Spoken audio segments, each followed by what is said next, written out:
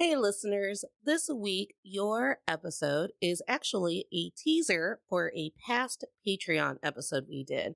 Our guest is JD Ross. You may remember him from an episode that we did with him and his former co host Ghost, where we did an episode surrounding their former TV and movie crushes from when they were younger and what we could determine about misogyny and the patriarchy and how young men and women are taught to have crushes on celebrities.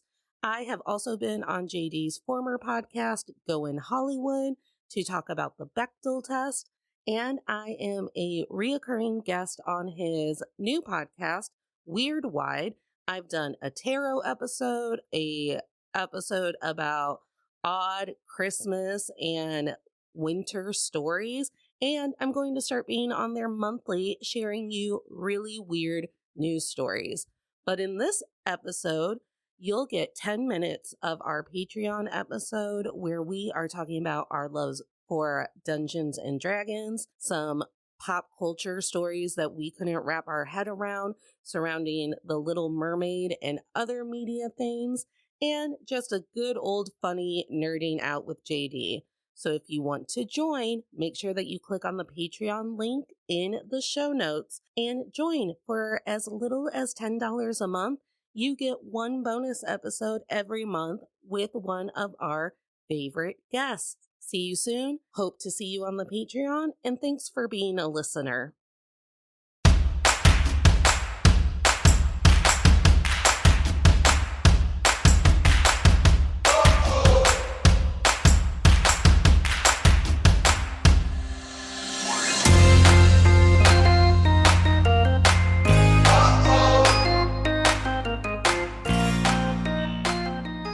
All right, Patreon tolerators, the one, the only, JD is back to all the men I've tolerated before.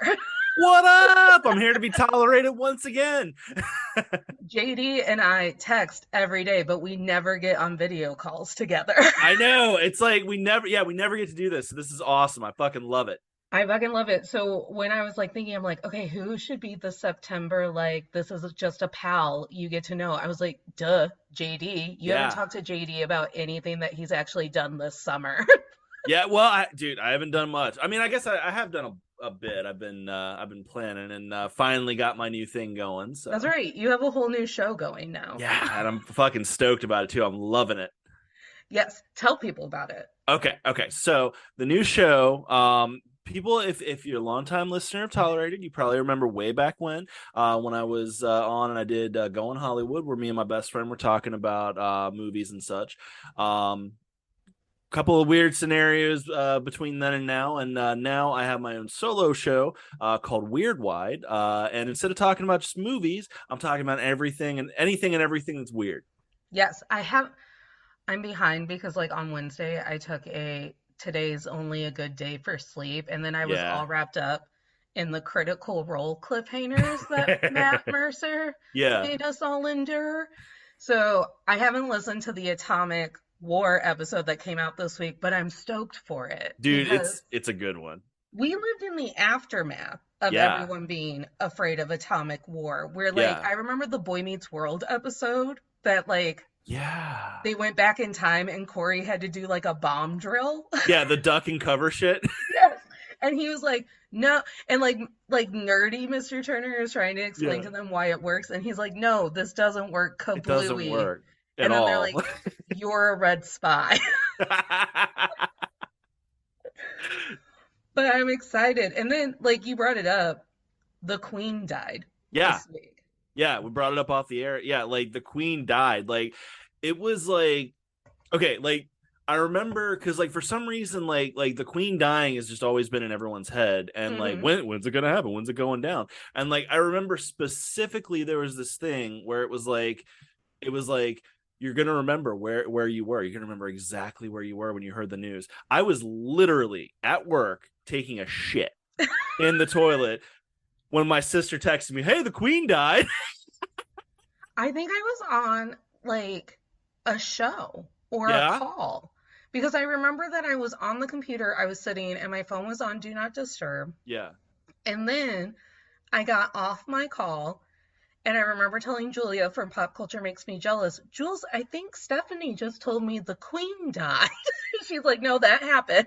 Like it was, yeah, because like I remember, and I was watching because I watch the news every morning, and it was like doctors are super worried about her health, and I'm like, oh, she's gonna bite it soon, and like it's like I wasn't like rooting for her to die. No. But the whole thing, did you ever see there was a show back in the day called Ray Bradbury Theater? Yes. Okay, there was an episode where like it was like this rich hoity-toity mom and her son, right? And the son fell in love with a waitress, and the waitress was below the standing of the mom, for the mom. So, but he was like, well, she's old as fuck. She's gonna die any day now, so like we'll just wait her out. And then she just never died. See? Like they're like elderly and like getting to the point where they're like, maybe we could just murder her. Like he like murders her in the end. So I really thought that Lizzie was going to wait until Charles died and then she could go knowing that he would never be king. Like Yeah. he would draw his last breath, they'd announce he was dead, and then Yeah. within 24 hours she'd go, oh, finally. And then Yeah. she would just go. Well, because like they wanted like a lot of people wanted him to abdicate to William, didn't they? Yeah. Well, because she hates him. That's what Netflix Yeah. taught me. Like you watch Netflix and you're like, oh, she hates him Yeah. actively. I get a And feeling she hates all her kids though. I think she likes the girl. Catherine? What's her name? Oh yeah, is it Catherine? It's The some real, yeah, yeah. the real ballsy girl. Yeah. What's your favorite The Queen is Dead joke bit? Okay, so there's another podcast I follow, and like the immediate response on TikTok was, well, it looks like the old lizard finally died. That was Paranoia Radio Podcast. Those guys are awesome. I sent my sister a meme. Let me see if I can find it. And her exact words were, I have no notes for this joke. This joke is perfect. And it's one of those things where it's like, well, then damn. Oh, it was you know that show Scream Queens? And Yeah, Emma I love Roberts Scream has that Queens. iconic scene where she's like, surprise bitches, Yeah. that you thought saw the last of me. It's Queen Elizabeth II dies. Princess Diana in heaven, and they put Princess Di's face over Emma Roberts' face, and she goes, surprise bitch, bet you thought you saw the last of me. No notes. All of the Diana jokes are Yeah, oh yeah. perfection. Did you see the one where it was like the queen like on the fence or whatever trying to get into the pearly gates? Yes. And she's like, let me in, Diana. Diana, we can get over this. Diana's like, nope. It's not a joke. No one has made it a joke yet, but it'll come. I think after we're out of the mourning period of the funeral and it's no longer offensive. But I've been like crazily obsessed with looking at the body language between William and Kate as a couple and Harry and Meghan as a couple, and being like, Harry and Meghan fuck. Harry and Meghan absolutely fuck. Kate and William do not fuck. You can absolutely tell, like when you look at those different couples, Yeah. it's very like with Kate or with Harry and Meghan, it's very loving. He's like I'm fucking leaving this bullshit for her. And Kate and William, yeah, they're kind of like, we have a night for it. Yeah, we have a night for it. I guess if the children... She fulfills her wifely duties to me. But she scowls the entire time, like she scowls at those kids. Like she doesn't get fucked. No. Which is a shame. It's a very passive activity for Kate. It's just like it's on the schedule.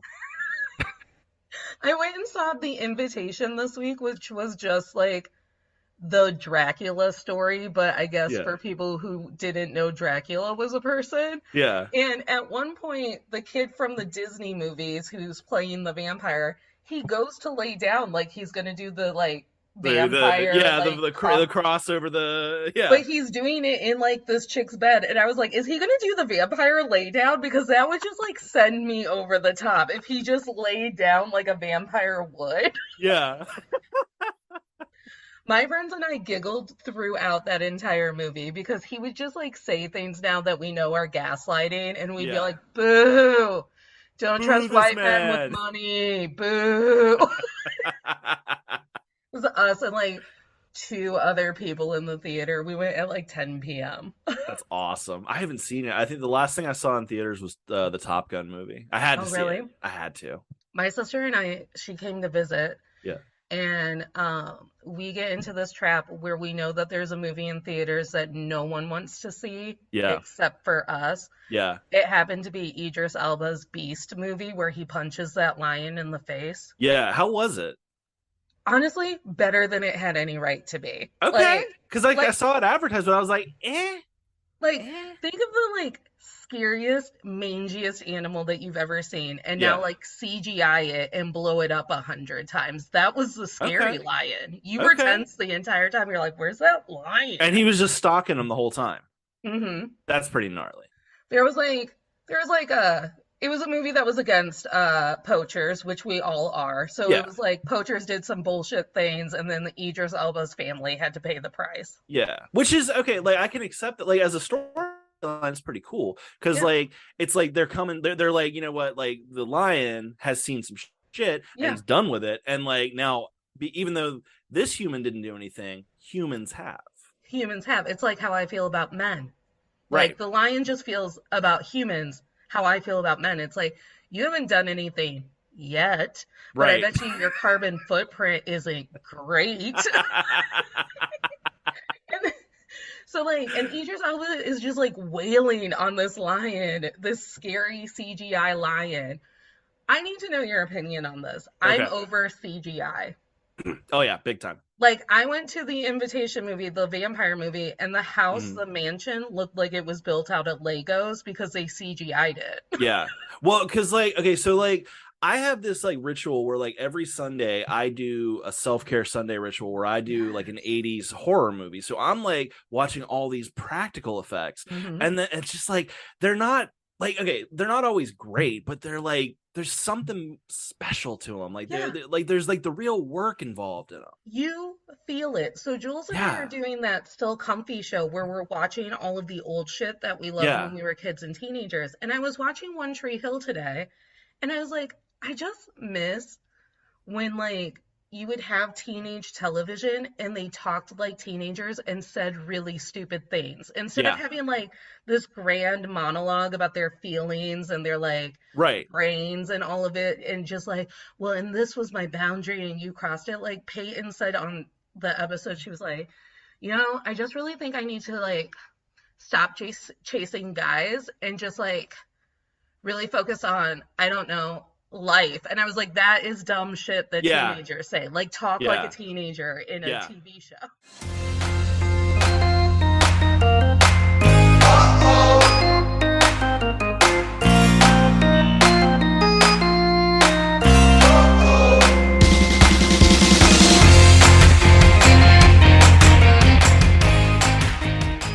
Hi, everyone. Thank you for checking out this week's episode. I wanted to jump on and offer a small reminder of the ways that you can connect with us.